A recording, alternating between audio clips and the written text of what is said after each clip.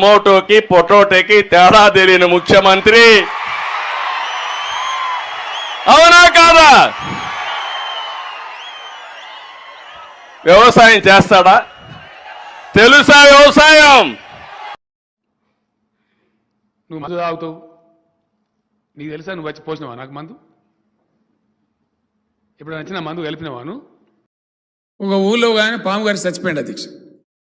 ఒక గ్రామంలో పాము గరిచింది అని చచ్చిపోయింది. పాము శవం అక్కడ పడింది. వచ్చే వాళ్ళు వస్తున్నారు, పరామర్శ చేస్తున్నారు, పోతున్నారు. బట్టి విక్రమార్క లాంటి మిత్రుడు కూడా వచ్చిండు. ఏమైందండి, ఎందుకు చనిపోయిండు అంటే పాము గరిచి చచ్చిపోయిండు. ఏడ గరిచిందండి పాము? ఈ కన్ను బొమ్మ మీద గరిచిందా అని. అయ్యో ఇంకా నయమే, కిందికి గరిస్తే కన్నే పోతున్నారు.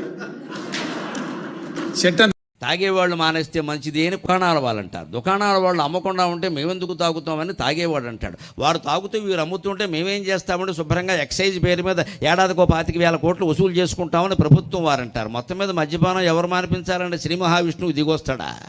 నేను ఎప్పుడూ రాజశేఖర రెడ్డిని అనేవాడిని, ఏం తెచ్చావు రాజశేఖర రెడ్డి, ఊరికే ఎక్కువ మాట్లాడుతున్నావు. నేను ఆరో తీసుకొచ్చిన ప్రాజెక్టులు తప్ప నీ ప్రాజెక్టులు ఏమి వచ్చాయో నువ్వు ఎక్స్ప్లెయిన్ చెయ్యి, ఎంతమందికి ఉద్యోగాలు వచ్చి చెప్పబోయే ఒకసారి, నేను వింటానని చెప్పేవాడిని.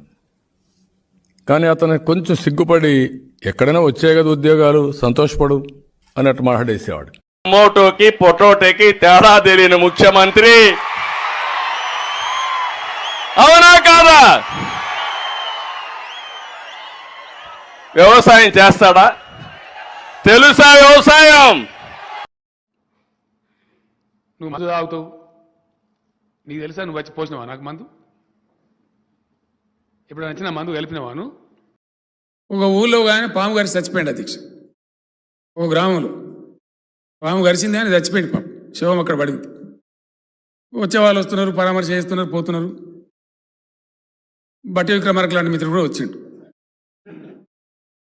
ఏమైందండి, ఎందుకు చనిపోయిండు అంటే పాము గరిచి చచ్చిపోయిండు. ఏడ గరిచిందండి పాము? ఈ కన్ను బొమ్మ మీద గరిచిందా అని. అయ్యో ఇంకా నయమే, కిందికి గరిస్తే కన్నే పోతున్నారు.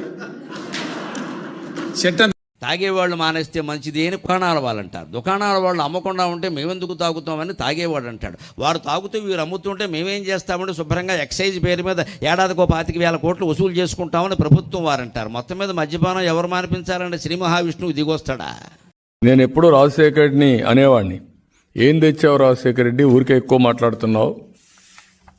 నేను ఆరో తీసుకొచ్చిన ప్రాజెక్టులు తప్ప నీ ప్రాజెక్టులు ఏమి వచ్చాయో నువ్వు ఎక్స్ప్లెయిన్ చెయ్యి, ఎంతమందికి ఉద్యోగాలు వచ్చి చెప్పబోయే ఒకసారి, నేను వింటానని చెప్పేవాడిని. కానీ అతను కొంచెం సిగ్గుపడి ఎక్కడైనా వచ్చాయి కదా ఉద్యోగాలు, సంతోషపడు అన్నట్టు మాట్లాడేసేవాడు. మోటోకి పొటోటోకి తేడా తెలియని ముఖ్యమంత్రి అవునా కాదా? వ్యవసాయం చేస్తాడా?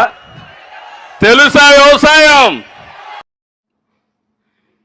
నువ్వు మందు తాగుతావు, నీకు తెలుసా? నువ్వు వచ్చి పోసినావా నాకు మందు? ఇప్పుడు నచ్చిన మందు కలిపినవాను? ఒక ఊళ్ళో కానీ పాము గరిచి చచ్చిపోయింది అధ్యక్ష. ఒక గ్రామంలో పాము గరిచింది అని చచ్చిపోయింది. పాము శవం అక్కడ పడింది. వచ్చే వాళ్ళు వస్తున్నారు, పరామర్శ చేస్తున్నారు, పోతున్నారు. బట్టి విక్రమార్క లాంటి మిత్రుడు కూడా వచ్చిండు. ఏమైందండి, ఎందుకు చనిపోయిండు అంటే పాము గరిచి చచ్చిపోయిండు. ఏడ గరిచిందండి పాము? ఈ కన్ను బొమ్మ మీద గరిచిందా అని. అయ్యో ఇంకా నయమే, కిందికి గరిస్తే కన్నే పోతున్నారు. చెట్టు తాగేవాళ్ళు మానేస్తే మంచిది అని దుకాణాల వాళ్ళు అంటారు. దుకాణాల వాళ్ళు అమ్మకుండా ఉంటే మేమెందుకు తాగుతామని తాగేవాడు అంటాడు. వారు తాగుతూ వీరు అమ్ముతుంటే మేమేం చేస్తామంటే శుభ్రంగా ఎక్సైజ్ పేరు మీద ఏడాదికో 25,000 కోట్లు వసూలు చేసుకుంటామని ప్రభుత్వం వారు అంటారు. మొత్తం మీద మద్యపానం ఎవరు మానిపించాలంటే శ్రీ మహావిష్ణువు దిగొస్తాడా? నేను ఎప్పుడూ రాజశేఖర రెడ్డిని అనేవాడిని, ఏం తెచ్చావు రాజశేఖర రెడ్డి, ఊరికే ఎక్కువ మాట్లాడుతున్నావు.